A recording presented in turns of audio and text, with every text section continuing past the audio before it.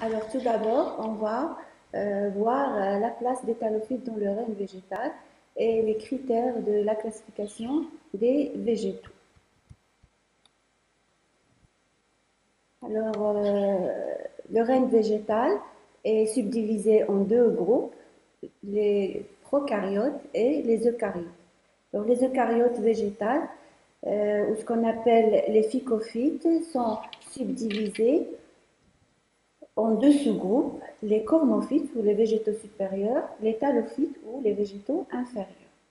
Ce qui nous intéresse donc dans ce cours, ce sont les thalophytes. Ils sont encore subdivisés en deux sous-groupes, ce qu'on appelle les algues ou les phycées et les mycètes ou les champignons. Alors, vous avez donc dans ce cours un chapitre pour les algues, un chapitre pour les champignons et un autre chapitre pour les lichens qui sont l'association entre les algues et les champignons. Alors, pour étudier les critères de classification des végétaux, on doit voir trois caractères: caractère cytologique, caractère de l'appareil végétatif et caractère de l'appareil reproducteur. Alors, on commence par les caractères cytologiques. On a donc un classement des végétaux en prokaryotes et en eucaryotes. Alors, les prokaryotes, ce qu'on appelle protocaryotes, proto, ça veut dire premier, caryo, noyau. Qu'est-ce que ça veut dire? Ça veut dire que la région nucléaire n'est pas isolée du cytoplasme par un système de membrane, c'est-à-dire qu'il n'y a pas un vrai noyau. Chez les eucaryotes, ça veut dire bien, le noyau est entouré d'une enveloppe et renferme plusieurs chromosomes nettement visibles au cours de la mitose et de la méiose. Ça veut dire que chez les eucaryotes, nous avons un vrai noyau. Alors, le deuxième caractère de classification, c'est l'appareil végétatif.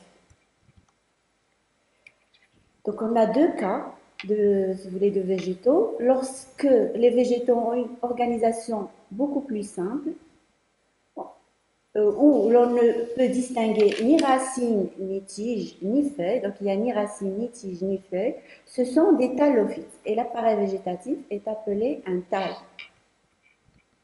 Lorsque l'appareil végétatif comporte une tige, des racines, des feuilles qui peuvent être réduites ou modifiées, il porte le nom de cormus.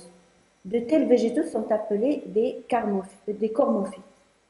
La plupart possèdent en outre un appareil conducteur de sève, ce sont des trachéophytes. Donc, les trachéophytes, ce sont donc les cormophytes qui possèdent des vaisseaux conducteurs de sève brute et élaborée. Alors, vous avez cette photo qui montre une comparaison entre le cormus et le thale d'une algue et d'un champignon. Alors, vous voyez le cormus. L'appareil végétatif porte des racines, une tige, des feuilles, des ramifications. Par contre, chez l'algue, vous avez un thale, une structure très simple, sous forme d'une lame foliaceuse. On va voir plus tard les différents types de thale. Chez les champignons, vous voyez le thale, c'est sous forme de filament, ce qu'on appelle un mycélium. Ça, c'est le thale, c'est l'appareil végétatif. Ce que vous voyez comme cet organe, c'est l'appareil reproducteur. C'est ce qu'on appelle un carpophore, c'est l'appareil reproducteur. Alors, le dernier caractère de classification, c'est les caractères de l'appareil reproducteur. Alors, chez les thalophytes, tout le contenu de la cellule mère se transforme en gamètes fertiles. La cellule mère est un gamétocyste. Les spores se forment dans les sporocystes. Par contre, chez les cormophytes, la cellule mère différencie en couches de cellules stériles, protectrices, qui entourent les gamètes. La cellule mère se transforme en gamétange ou en sporange.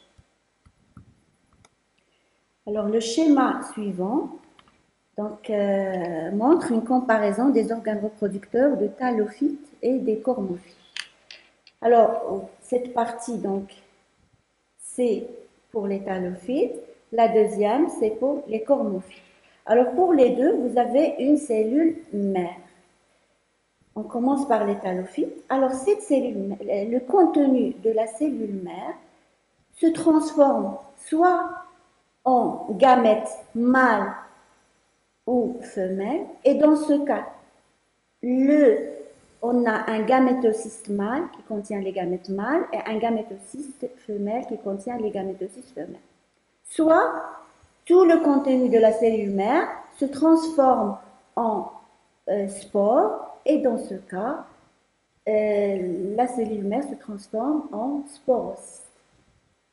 Alors maintenant pour les cormophytes, la cellule mère, toujours on a une cellule mère. La cellule mère d'abord, elle forme une couche protectrice, stérile, et le reste du contenu va se transformer soit en gamètes mâles ou gamètes femelles, dans le cas donc, des gamétanges.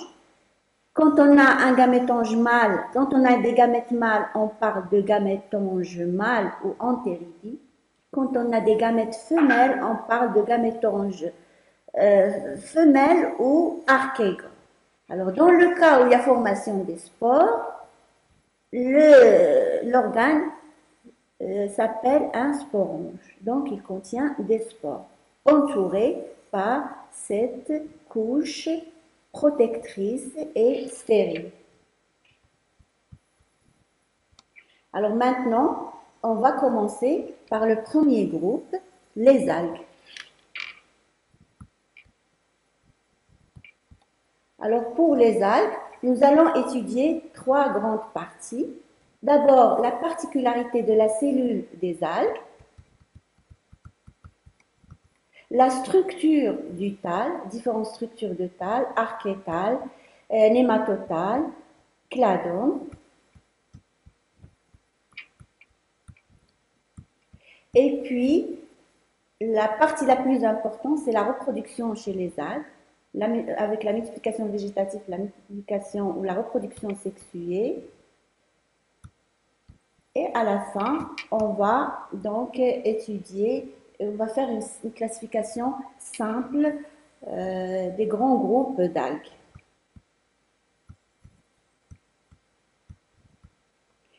Alors pour donc, ce chapitre, on va se limiter au groupe des algues chlorophylliens eucaryotes, ce qu'on appelle les phycophytes.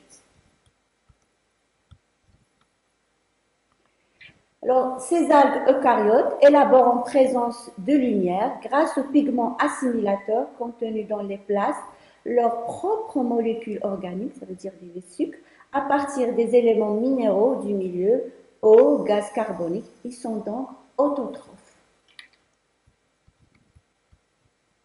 Alors, cette photo montre donc la variabilité morphologique des algues. Alors, vous avez des algues vertes à droite, vous avez des algues rouges, ce qu'on appelle le rhodophycophyte, à gauche, et vous avez des algues rouges qu'on appelle les rhodophycophytes au milieu.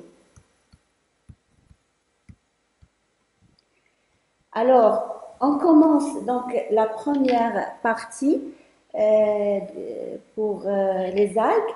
On va étudier les particularités de la cellule des algues. Et pour cela, on a pris une algue unicellulaire, mobile, Chlamydomonas. C'est une algue verte, c'est une chlorophycophyte. Alors, vous avez ici la photo de Chlamydomonas. Et là, vous avez le schéma avec du détail, avec la légende complète. Alors, de quoi constitue la cellule algale? Tout d'abord, par une paroi glucidique. Alors, la paroi de nature glucidique, vous la voyez ici. On va voir en détail tout à l'heure les constituants, les composants de la paroi glucidique. Vous avez le noyau avec nucléole, entouré d'une enveloppe nucléaire, donc c'est un vrai noyau, c'est une eucaryote. Vous avez un chloroplaste pariétal unique en forme de cloche avec pyrénoïdes entourés de grains d'amidon. Alors le chloroplaste, c'est ce que vous voyez ici, tout ça, c'est un chloroplaste pariétal. Vous voyez l'enveloppe plastidiale du chloroplaste, les lamelles chlorophylliennes, ce qu'on appelle les thylakoïdes, le stroma, et à l'intérieur, vous avez ce qu'on appelle un pyrénoïde. Alors un pyrénoïde, c'est un organite qu'on trouve uniquement chez les algues. Il est entouré par les grains d'amidon, ce que vous voyez ici. Entourant le pyrénoïde, c'est l'amidon. Alors, on peut voir aussi ce qu'on appelle le stigma. C'est une masse lenticulaire réfringente, photosensible, avec des granules de carotène qu'on ne trouve que chez les algues ou chez les cellules mobiles. Vous avez l'appareil de Golgi. Vous avez l'appareil cinétique qui est formé par deux flagelles, ce que vous voyez ici sur le schéma, ce que vous voyez ici sur la photo, deux flagelles. Alors, ces flagelles sont insérés sur des blépharoplastes. Alors ici et là, vous avez des blépharoplastes. Vous avez les mitochondries. Vous avez le vacuole. Le vacuole, c'est l'ensemble de vacuoles. Vous avez les vacuoles pulsatives, vous avez des vacuoles ordinaires. On va voir tout à l'heure les différents types de vacuoles.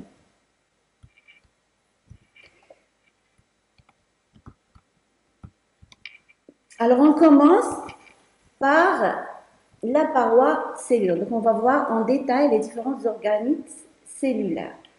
Alors, on commence par la paroi cellulaire. La composition générale, alors elle est toujours de nature glucidique. Cette paroi est absente chez les formes amoeboïdes et létale plasmodium.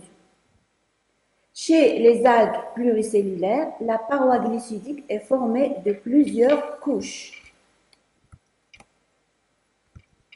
Alors la première couche, c'est la locula. La locula, donc, c'est une paroi qui entoure chaque cellule. Donc, chaque cellule a sa propre paroi. Elle est souvent formée de composés pectocellulosiques, donc composés pectiques et de cellulose. Alors, entre les cellules, vous avez un autre composant donc, de la paroi cellulaire qui se trouve entre les cellules voisines, ce qu'on appelle un ciment, dont la composition chimique varie selon les groupes des algues.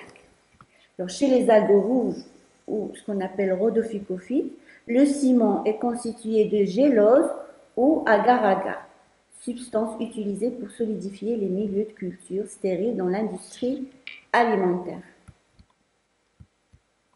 Chez les algues brunes, ce qu'on appelle les phéophycophytes, le ciment est constitué d'allignates.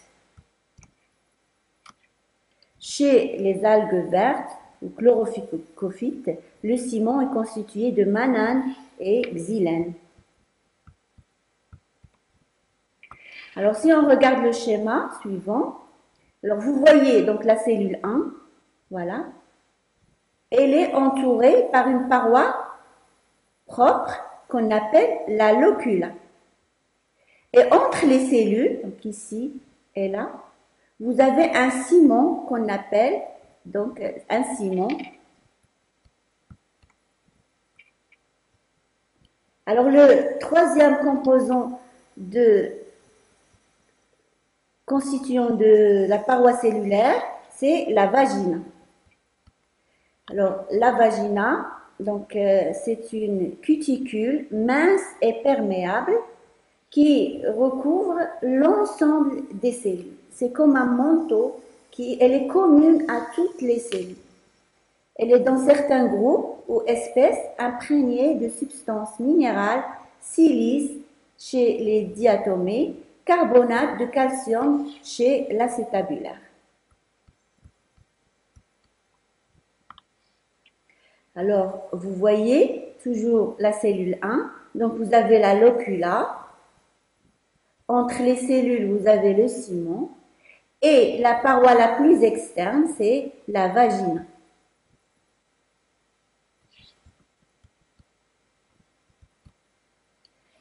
Alors, les cellules, comme chez tous les végétaux, donc, les cellules présentent des communications intercellulaires.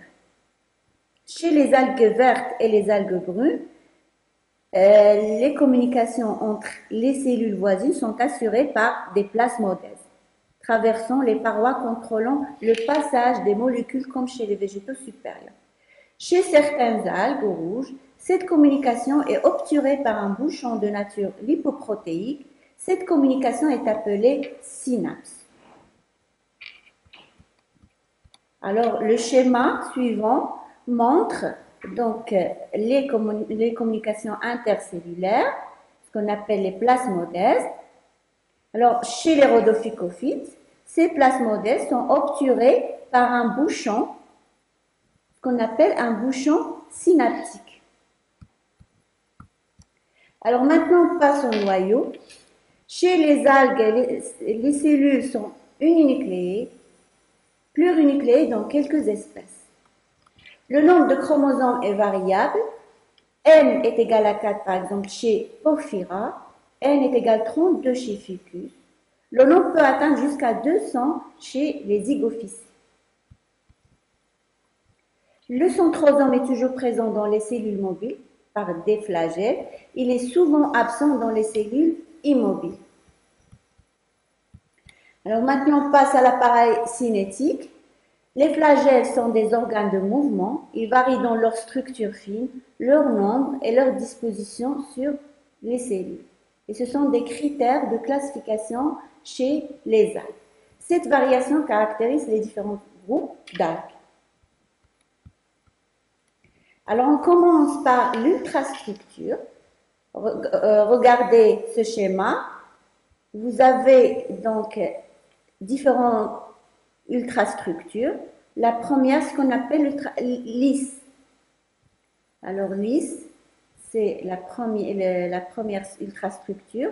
Puis, on peut avoir des ultrastructures en fouet, c'est-à-dire une partie épaisse et une autre fine.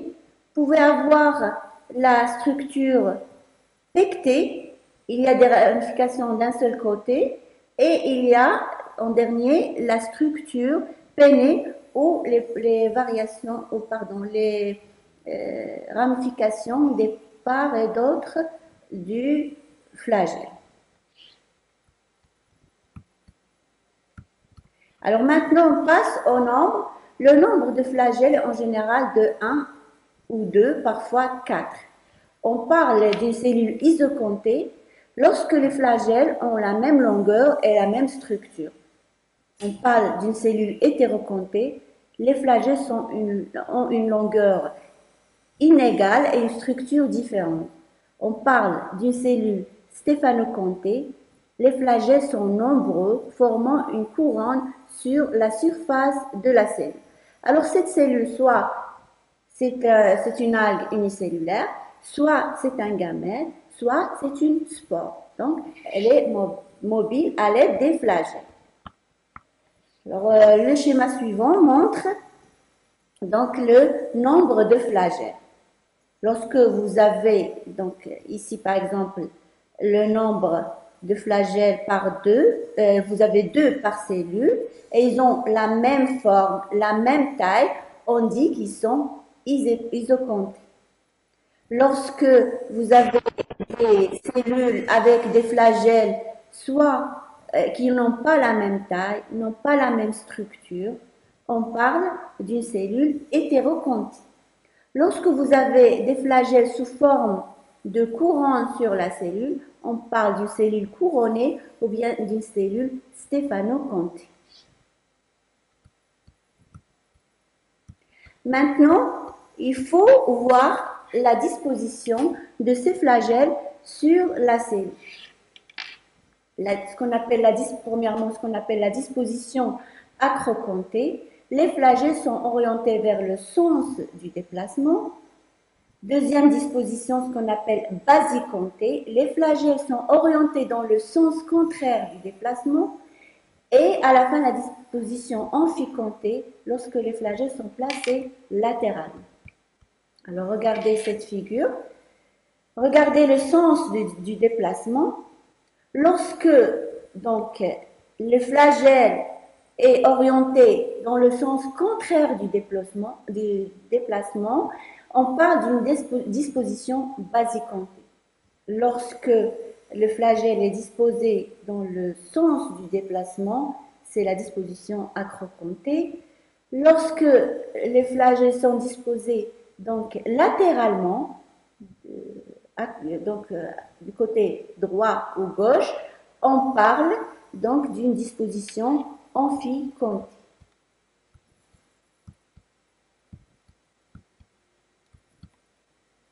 Alors toujours pour ce qu'on appelle l'appareil cinétique. Alors cet appareil, cette structure varie suivant les grands groupes d'algues. Alors par exemple, chez les chlorophycophytes ou les algues vertes, vous trouvez cette structure, soit isocontée avec 2 flagelles, isocontée avec 4 flagelles, ou bien couronnée ou stéphanocontée. Alors, pour les chromophytes qui regroupent les chrysophycophytes et les phéophycophytes, ou ce qu'on appelle les algues brunes, nous avons ce type, stéphanocontée. Alors, pour les rhodophytes ou les algues rouges, on n'a pas de cellule mobile. La cellule est immobile et ne présente pas de flagelle. Donc, chez les algues rouges, les cellules, que ce soit une algue unicellulaire, que ce soit un gamète, que ce soit une spore, sont toujours immobiles. Absence de flagelle. Alors ici, dans ce schéma, vous avez donc quelques exemples d'algues vertes unicellulaires qui présentent des flagelles ou bien qui sont immobiles. Alors ici, vous avez des Chlamydomonas, vous avez d'autres espèces, toujours qui appartiennent aux algues vertes. Alors ici, vous avez une colonie, là aussi, là, mais c'est toujours des algues unicellulaires groupées en colonies. Alors maintenant, on passe à l'appareil plastidien, ce qu'on appelle les plastes. Alors cette partie est très importante. Elle nous montre l'évolution donc de l'appareil plastidien chez les végétaux. Et surtout chez les algues vertes, les chlorophycophytes.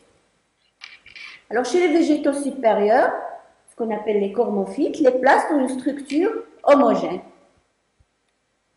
Par contre, chez les algues, ils présentent de grandes variations, aussi bien dans leur structure que dans la nature des pigments présents dans les plastes. Alors, on commence par la morphologie et l'évolution des plastes chez les algues. Alors, les plastes contiennent des pigments photosynthétisants qui élaborent un ou plusieurs pyrénoïdes. Qu'est-ce que ça veut dire les pyrénoïdes? Les pyrénoïdes sont des organites de nature protéique particuliers aux algues, on ne les trouve que chez les algues. Ils peuvent être un centre de synthèse d'amidon. Les pyrénoïdes renferment des enzymes photosynthétiques qui, chez les cormophytes, sont dispersées dans le stroma du plaste. Le pyrénoïde est entouré d'amidon chez les algues vertes. Alors maintenant, on va étudier le nombre de plastes par cellule. Alors le nombre de plastes varie selon les groupes d'algues.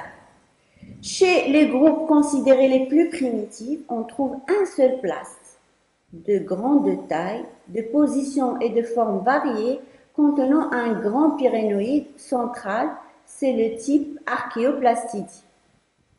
Dans les groupes les plus évolués, les plastes sont nombreux, de petite taille et de forme lenticulaire. C'est le type néoplastidie. Chez ce type de plaste, le grain d'amidon peut être synthétisé par les pyrénoïdes, l'exemple d'une algue verte Bryopsis, ou dans les chloroplastes qui ne possèdent pas de pyrénoïdes, comme l'exemple de Codium, ou bien dans les plastes spécialisées appelées amyloplastes. Entre ces deux types extrêmes, c'est-à-dire archéoplastidier et néoplastidier, existe le type intermédiaire, mésoplastidier. Dans ce cas, les plastes sont de petite taille, pourvues d'un pyrénoïde de forme étoilée et reliés entre eux par des fins tractus.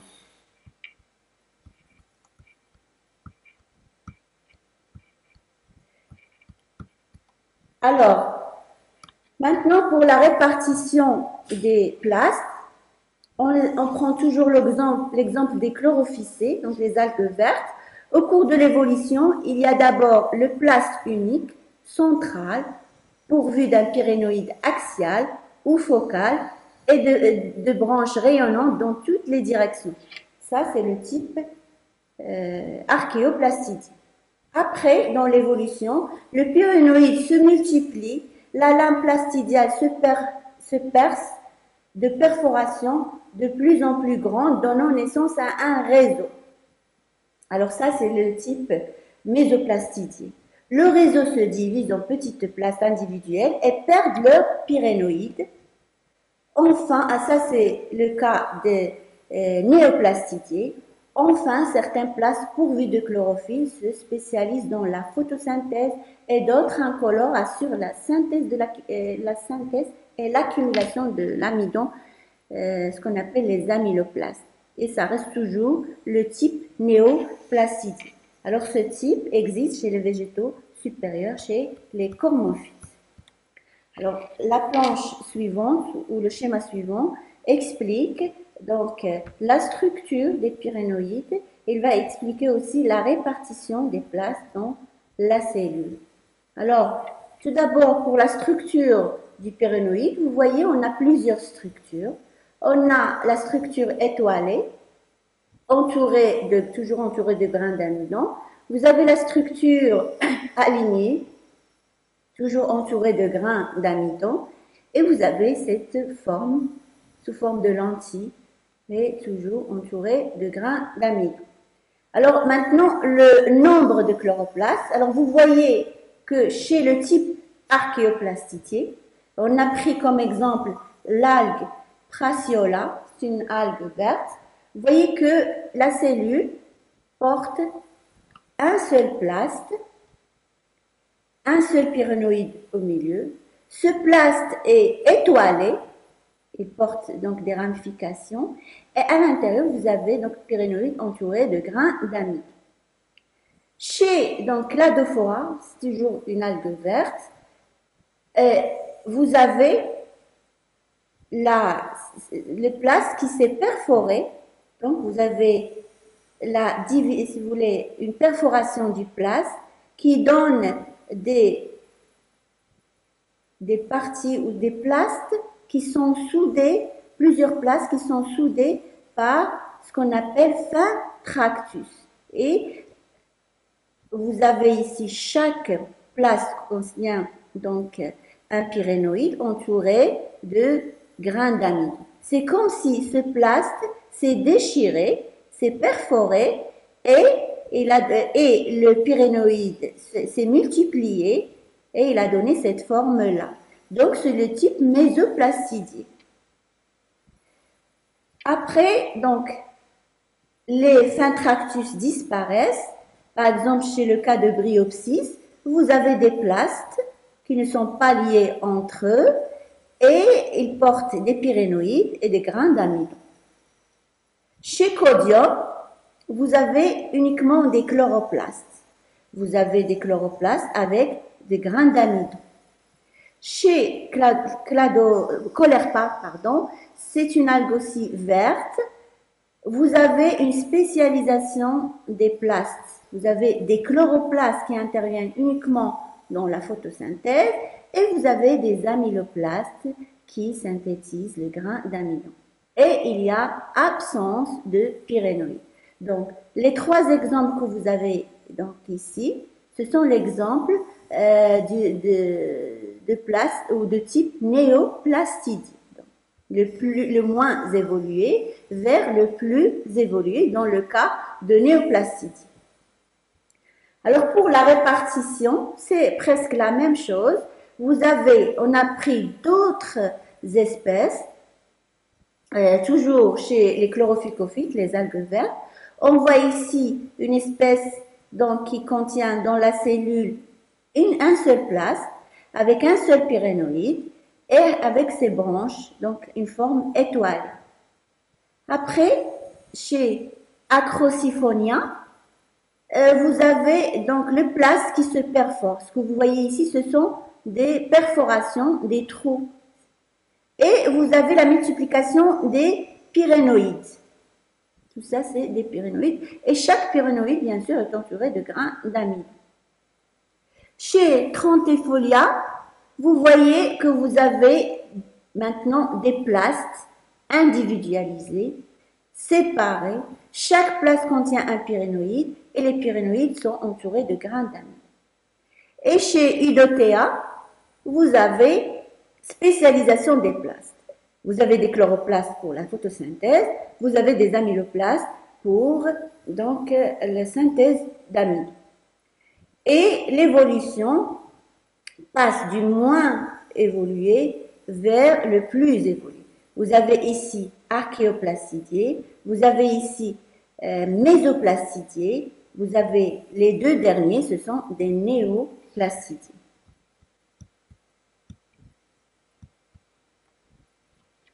Alors, pour l'ultrastructure des plastes, les plastes donc, des algues ont une double membrane et un stroma lamellaire comme ceux des plantes supérieures. Les thylakoïdes sont de nature lipoprotéique, c'est-à-dire constitués de lipides et de protéines, et ont une disposition caractéristique de chaque groupe d'algues.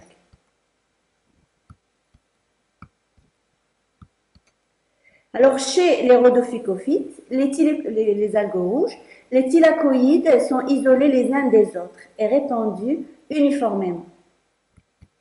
Chez les chromophytes, y compris les algues brunes, les phéophycophytes, on peut observer des faisceaux de 3 à 4 thylakoïdes. Chez les algues vertes ou les chlorophycophytes, la disposition est plus irrégulière. Les thylakoïdes sont parfois isolés, parfois regroupés. Alors pour les pigments photosynthétisants, vous avez les chlorophylles qui sont des composés organomagnésiens tétrapyroliques. Comme pour les plantes supérieures, vous avez la chlorophylle A. Elle est présente dans toutes les algues. Elle est associée à d'autres chlorophylles B, C et D dont la nature varie selon les groupes d'algues. La chlorophylle A est nécessaire pour initier la première étape de la photosynthèse chez tous les végétaux, c'est-à-dire la transformation de l'énergie lumineuse en énergie chimique. Pour les caroténoïdes, alors vous avez les carotènes qui sont des hydrocarbures dérivés de l'isoprène. Les carotènes donc alpha se trouvent chez les rhodophycophytes, les chlorophycophytes et les plantes supérieures. Les carotènes bêta se trouvent chez toutes les algues et chez les végétaux supérieurs. Xanthophiles dérivés de carotène, les xanthophiles possèdent des fonctions alcool ou acétone. La lutéine des plantes supérieures est abondante chez les chlorophycophytes. La fucoxanthine donne la couleur brune au phéoplaste. Le phéoplaste, ce sont donc les plastes des algues brunes, phéophycophytes. Les phycobilines ou les biluchromoprotéines, ce sont des phycoérythrines, des phycocyanines. Ils caractérisent les rhodophycophytes, c'est-à-dire les algues rouges, donnant la couleur rose aux rhodoplastes. Les rhodoplastes, ce sont donc les plastes qui se trouvent chez les rhodophycophytes ou chez les algues rouges. Alors maintenant, on passe à un autre organisme qu'on appelle donc les mitochondries. qu'on appelle la mitochondrie. Et elle est toujours présente, filamenteuse ou granuleuse. L'appareil de Golgi est présent aussi. Les dixiosomes sont en général groupés autour du noyau. Le réticulum endoplasmique et les ribosomes existent toujours. Le stigma. Alors, le stigma, c'est une transformation d'une partie du plast chez les cellules mobiles, gamètes, zoospores ou algues unicellulaires. Il forme une lentille photosensible accumulant des gouttelettes lipidiques et des carotènes.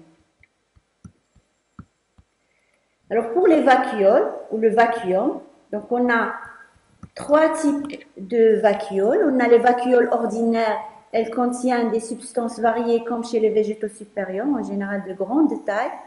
Vous avez les vacuoles pulsatives, elles existent chez les algues unicellulaires flagellées.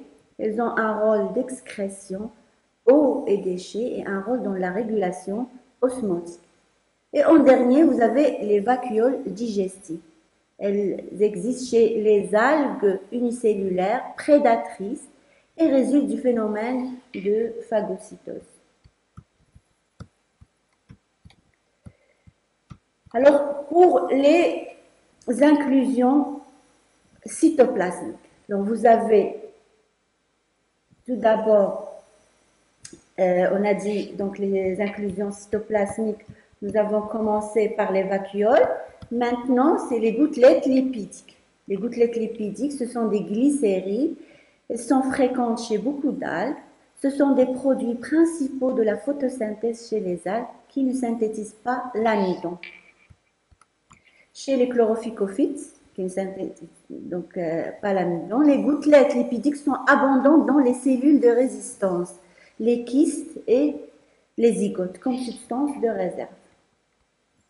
Alors, le grain d'amidon extraplastidial. À la différence des chlorophycophytes qui ont un grain d'amidon intraplastidial, les rhodophycophytes et les chromophytes synthétisent un grain d'amidon extraplastidial. Il est différent de celui des chlorophycophytes par la composition et les propriétés chimiques.